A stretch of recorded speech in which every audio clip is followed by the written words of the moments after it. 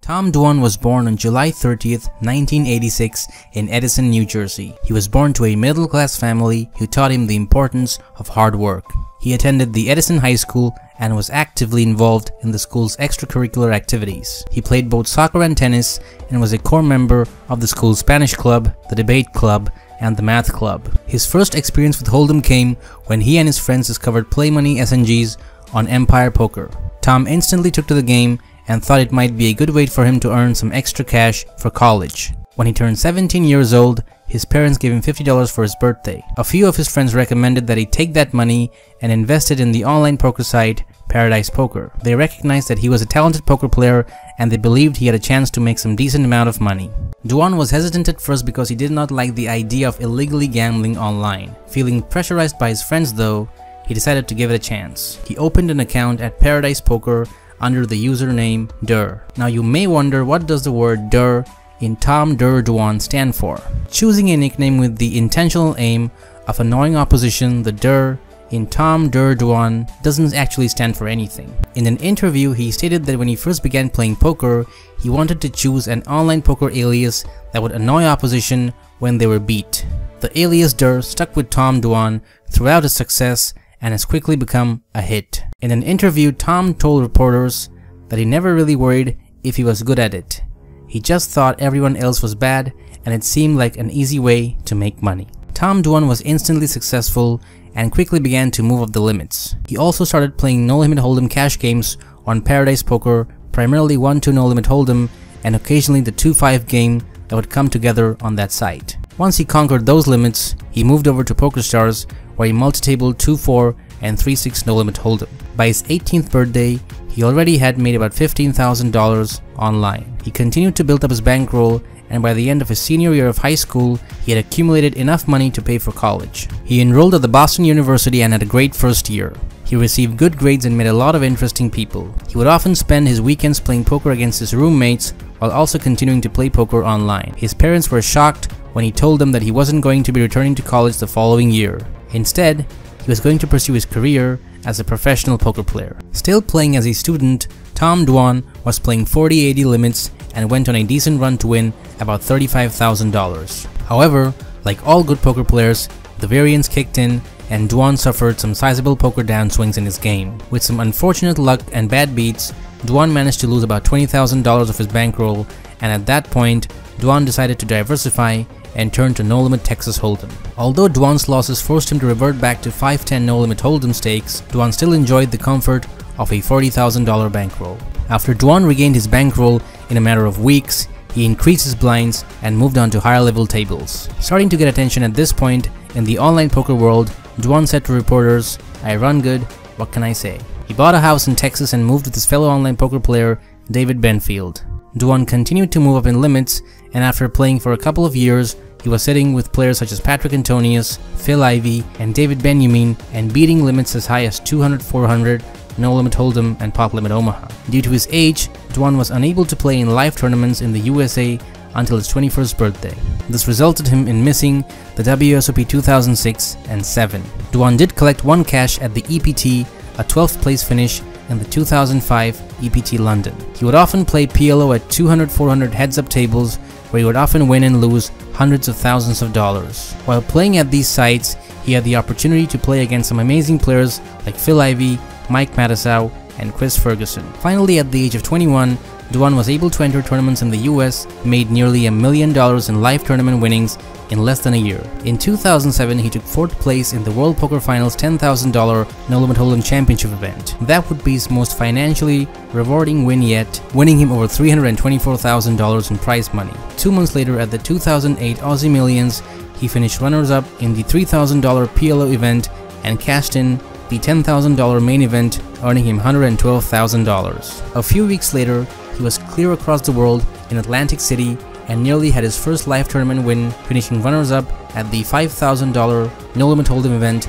at the Borgata Winter Open. He capped off the WPT season with a 9th place finish at the WPT World Championship at the Bellagio. The event was especially memorable for Dwan, not only for his deep finish, but also for his ridiculous series of hats he had to wear as a result of losing a prop bet to poker pro Alan Sass. Finishing off the year, he participated in the televised Party Poker Premier League 3, where he managed to finish 4th in the final and earn $102,000 from the heats and finals combined. He blasted his way past the competition at high-stakes tables on Full Tilt Poker to finish the year with a staggering profit of $5.4 million. 2009 was also an action-packed year for Tom Dwan. He began the year by announcing the Durr Challenge, which saw him challenging any player in the world except close friend Phil Galfond to face him at 4 tables of either 200-400 No Limit Hold'em or Pot Limit Omaha across 50,000 hands.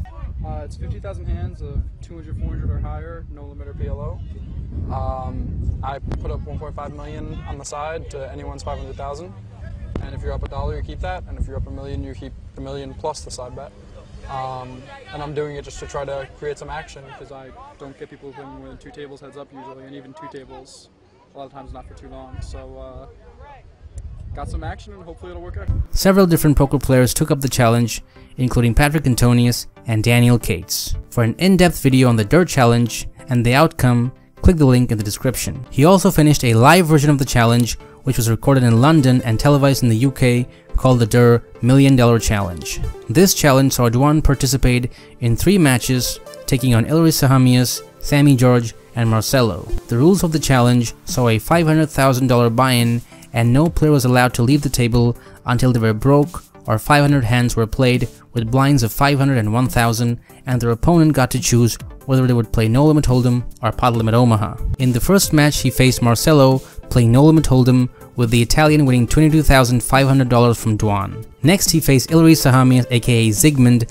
playing Pot Limit Omaha, and managed to book a $68,000 win. But in the final match, Tom Dwan won a massive $750,000 from Sammy George after a No Limit Hold'em battle. Also that year, he was approached by Full Tilt Poker, one of the most successful online poker sites in the industry at that time. They wanted Tom Dwan to join their team of professionals who got paid to play on the Full Tilt Poker site and wear a Full Tilt Poker uniform at all the live events and tournaments they competed in. Dwan felt honored to be able to join this team, as he already was a regular player on the site. Also that year, Tom Dwan was a finalist for the Poker Hall of Fame because of public balloting. As a result, a new age requirement was added in 2011 known as the Chip Reese rule, where the minimum age to be inducted in the Poker Hall of Fame was made 40. In 2010, he cashed in 4 WSOP events, coming agonizingly close to winning his first World Series of Poker bracelet in a $1,000 No Limit Hold'em event, which attracted 2,563 players.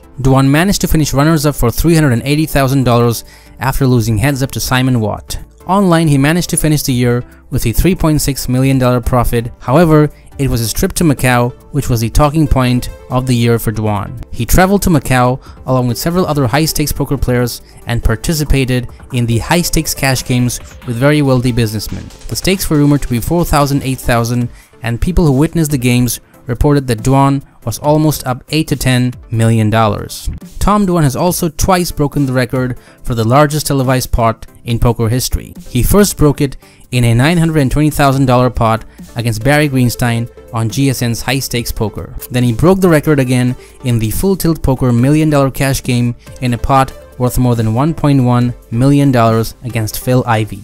On April 15, 2011, the Department of Justice seized the Full Tilt Poker domain name for being in direct violation with the UIGEA. Players from all over US fled to their accounts and attempted to withdraw their money. Most players were unable to do so because the owners of the site had been stealing players' funds to host wild parties and to increase the salaries of their professional poker team. A thorough investigation would reveal that almost $350 million of players' funds were missing. Tom Dwan was devastated with the news and immediately stopped wearing his Full Tilt Poker uniform. Dwan placed 6th at the 2014 Aussie Millions LK Boutique Challenge, winning $440,000. There are also rumors of Tom Dwan taking part in many high-stakes cash games in Macau. Some reporters mention stakes as high as $6,000, $12,000, and several members of the poker media have reported Tom Dwan winning more than $25 million. However, Dwan denied all the reports on Twitter. A few years later after these reports, Daniel Cates said in an interview that he saw Tom Dwan losing a $20 million pot in a set-over-set situation. For several years, Dwan remained completely focused on live cash games rarely surfacing in the public eye, but he did make a public return in 2016 when he appeared in the 3rd edition of the Triton Super High Roller in Manila. In 2017, Tom Dwan lost the final in the Super High Roller event in Macau against Belarus player Nikita Bachikowski, taking a prize of $275,000. Tom Dwan was very grateful for his friends and family who have supported him throughout his career so far, and he loves to spoil them with expensive gifts. One year for Mother's Day, he bought his mom a brand new SUV and paid for her gas for an entire year. Outside of his friends and family, Tom Dwan has also donated to several well-known charitable organizations, including the Wounded Warrior Project and to Doctors Without Borders. Tom Dwan had recently started spending time in Macau, Hong Kong, and various cities through China. He enjoys the unique atmosphere of Chinese casinos and believes the tournaments there present more opportunities to win large sums of money than tournaments in the US. Dwan does not have any plans to permanently move to China, but it is something he's considering doing in the future. He has already looked into the process of obtaining dual citizenship in both China and the United States.